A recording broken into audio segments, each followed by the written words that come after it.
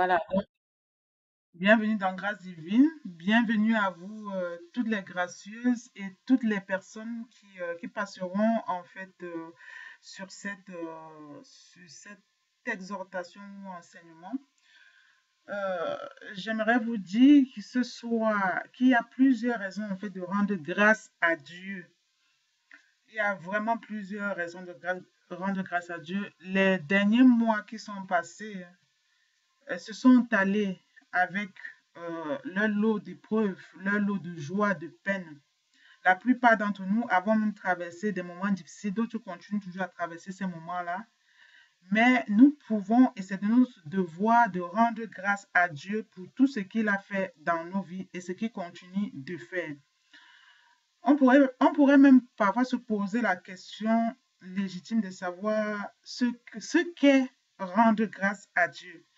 Mais j'aimerais te dire ce soir, toi qui es connecté, que rendre grâce à Dieu, c'est tout simplement lui dire merci pour son amour, sa protection et bien d'autres choses. L'action de grâce exprime notre reconnaissance envers Dieu. Il y aurait tellement de raisons pour célébrer notre Dieu et lui rendre grâce, mais nous parlerons juste de quelques-uns. Rendre grâce à Dieu, premièrement, pourquoi on doit rendre grâce à Dieu en tout temps, en tout lieu et tous les jours? On doit lui rendre grâce pour l'honorer. On doit lui rendre grâce parce qu'on l'honore. Le livre de 1 Thessaloniciens au chapitre 5, 18 nous dit ceci: rendez grâce en toutes choses, car c'est à votre égard la volonté de Dieu en Jésus-Christ. C'est une chose C'est vraiment une chose facile de louer Dieu quand tout va bien, mais quand nos prières sont exaucées. Mais dans ce verset que je viens de lire, l'apôtre Paul nous exhorte à rendre grâce à Dieu en toutes choses. Donc il y a les gens qui se souviennent que de rendre grâce à Dieu seulement que quand tout va bien. Voilà. Et dès qu'il y a la moindre faille, on disparaît. On n'est plus en capacité de le louer. Et c'est de ça l'apôtre Paul attire notre attention là-dedans. Rendre grâce en toutes choses. Il n'a pas dit que juste que quand tout se passe bien. Et il ajoute que c'est de la volonté de Dieu à notre égard. Oui, les mois passés, nous avons peut-être perdu des êtres chers, perdu peut-être un travail, de l'argent, raté des opportunités, un projet même en or, raté même la localisation même d'un mariage ou la possibilité, l'opportunité de sortir du concubinage. Nous ne nous sommes pas mariés comme on souhaitait, par exemple l'année dernière, et comme on l'espérait. Le bébé même tant attendu n'est peut-être pas arrivé pour certaines personnes. Les objectifs fixés n'ont peut-être pas été atteints. Mais Dieu veut que loin de nous laisser abattre par ces réalités, nous levions nos yeux vers lui, que nous nous tournions vers lui avec des chants, avec des louanges, pour lui rendre grâce, car il sait mieux que nous comment faire concourir toutes choses pour notre bien. C'est ce que la parole de Dieu nous invite ce soir à comprendre. Nous devons deuxièmement rendre grâce à Dieu pour ses bienfaits dans nos vies. Le psaume 103:2 nous dit ceci: mon âme bénit l'Éternel et n'oublie aucun de ses bienfaits.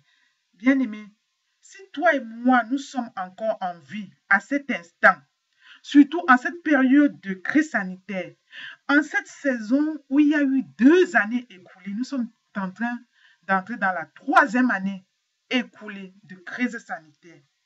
Beaucoup de gens sont partis, mais vous et moi, Dieu nous donne la possibilité, mes bien-aimés, ce soir d'être connectés. Il nous a donné la possibilité cette année, même d'organiser ce programme à la suite de sa marche.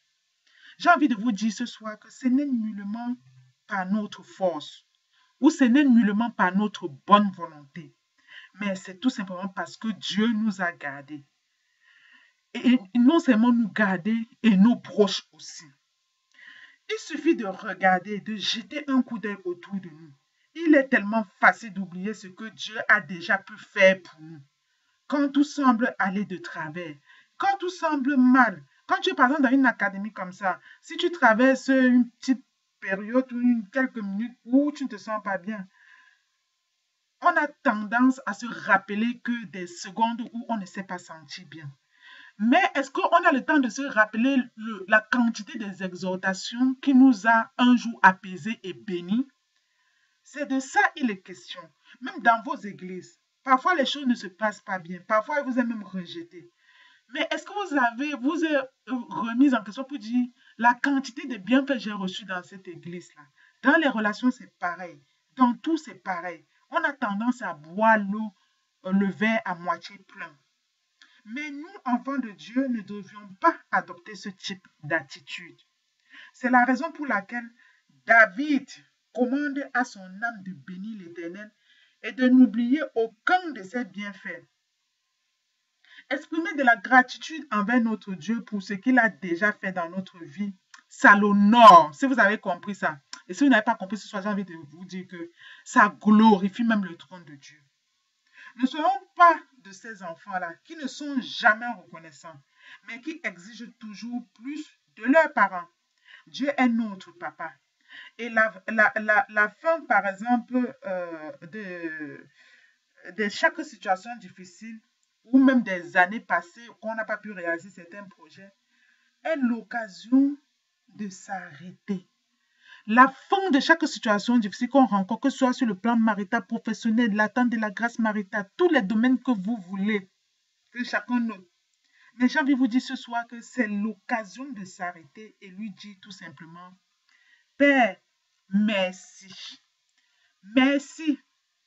Troisième chose, troisième raison de rendre grâce à Dieu. On rend grâce à Dieu pour la délivrance dans nos difficultés. Le psaume 126, 1 au verset 2 nous dit ceci. Cantique des degrés.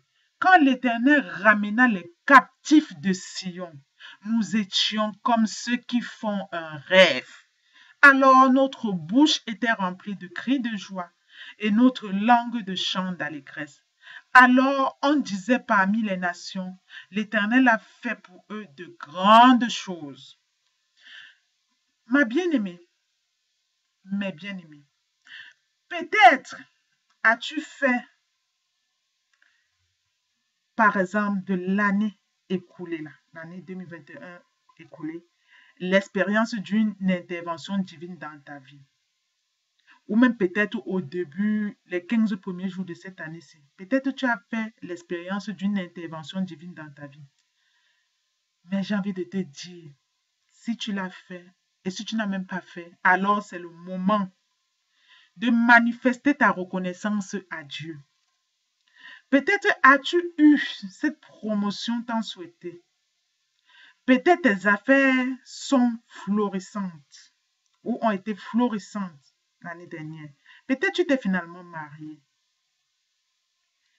Peut-être la santé de ton enfant s'est rétablie. Peut-être la santé de l'un de tes parents s'est rétablie. Peut-être le degré où tu souhaitais que tes activités bougent du plan 0 au plan 1 ou juste au plan demi, tu as vu les choses se sont passées comme ça. Mais je vais te dire ce soir, à Dieu toute la gloire. Oui, ma soeur, peut-être c'était même une relation pourrie que toi-même tu savais que cette relation ça ne va m'amener nulle part et que Dieu t'a délivré dedans. Je veux aussi te dire à Dieu toute la gloire. Oui, ma soeur qui est connectée. Oui, ma bien-aimée, toi qui m'entends. Ne retiens pas ta joie. Ne garde pas pour toi les merveilles de Dieu. Partage-les avec les autres, tout autour de toi, pour que Dieu en tire toute la gloire et que cela serve de témoignage de ce que ton Dieu est capable d'accomplir dans ta vie et dans la vie de ses enfants et dans les nations. Quatrième raison pour laquelle nous devons vraiment rendre grâce à Dieu. Nous devons rendre grâce à Dieu pour la protection divine à notre égard. Le psaume 91, versets 9 à 12 nous dit ceci. Car tu es mon refuge, ô Éternel, tu fais du Très-Haut ta retraite. Aucun malheur ne t'arrivera, aucun fléau n'approchera de ta tente. car il ordonnera à ses anges de te garder dans toutes tes voies. Ils te porteront sur les mains de peur que ton pied ne heurte contre une pierre. Mais bien aimés, si nous n'avons pas été frappés par le malheur un jour, ou même l'année qui est écoulée là, c'est parce que Dieu a veillé sur nous. Nous n'ignorons rien de ce qui se passe dans notre monde actuellement avec cette pandémie de COVID-19 où beaucoup de personnes sont parties. Et même, il n'y a pas que le COVID-19, vous-même, vous constatez, vous-même, vous êtes au courant de tous ces variants qui circulent et de toutes les autres atrocités de cette vie, les tragédies auxquelles le monde entier fait face en ce moment. Mais notre Dieu nous en épargne quand même de tout ça. Non pas parce que nous étions meilleurs ou que nous sommes meilleurs que les autres, mais c'est à cause de son amour pour nous, mes bien-aimés. Donc, à cause de ça, là, ayons à l'esprit cette sœur-là, ce frère-là, ce parent-là, cet ami-là, avec qui nous avons un jour partagé quelque chose de bien, mais qui nous a peut-être brutalement quittés afin de nous rendre compte de ce que ce n'est ni par la force, ni par la puissance, mais c'est par son esprit, nous dit le livre de Zacharie au chapitre 4, verset 6, que Dieu nous fait la grâce d'être comptés encore parmi les vivants en cette année 2022. Ce n'est ni par la force, c'est Dieu nous fait grâce. Et ce message, j'ai voulu vraiment que vous l'ayez au terme des blocs de jour qui sont sur les messages de grâce. La cinquième chose que je souhaiterais encore que ce soit, que nous comprenions l'une des raisons que nous devons rendre grâce à Dieu, c'est que nous devons rendre grâce à Dieu pour ses exploits dans nos vies. Le livre d'Exode au chapitre 15, verset 11 nous dit ceci. Qui est comme toi, éclatant de sainteté, redoutable en ses exploits, opérant des merveilles? Le peuple d'Israël vient de traverser à pied sec la mer Rouge. Il a assisté à la destruction de Pharaon et de son ami. Quelle victoire éclatante! Quel signe, quel prodige! Cette intervention divine a poussé Moïse à chanter un cantique au Seigneur pour le magnifier. Lui dit merci pour ce qu'il venait d'accomplir devant leurs yeux. Nous aussi, en cette saison, nous avons été témoins de la main glorieuse et puissante du Seigneur dans nos vies. Une guérison peut-être, une situation difficile qui a été peut-être décantée. La restauration peut-être d'un mariage qui battait peut-être de l'aile. Pour chacune de ces circonstances, il y a plein d'autres raisons. Nous devons rendre grâce à Dieu.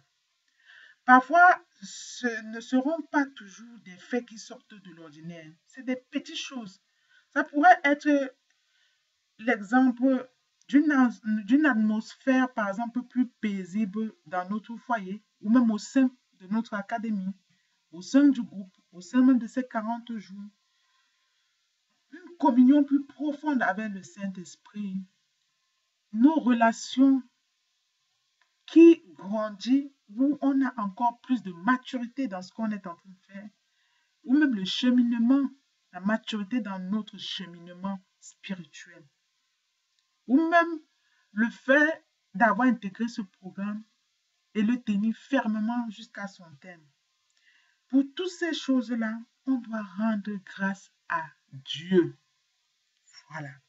Et la dernière chose que je souhaiterais pour clôturer cette exhortation, on doit rendre grâce à Dieu pour activer d'autres faveurs et grâces dans nos vies. Le livre de Philippiens au chapitre 4, verset 6 nous dit ceci. Ne vous inquiétez de rien, mais en toute chose, faites connaître vos besoins à Dieu par des prières, des supplications.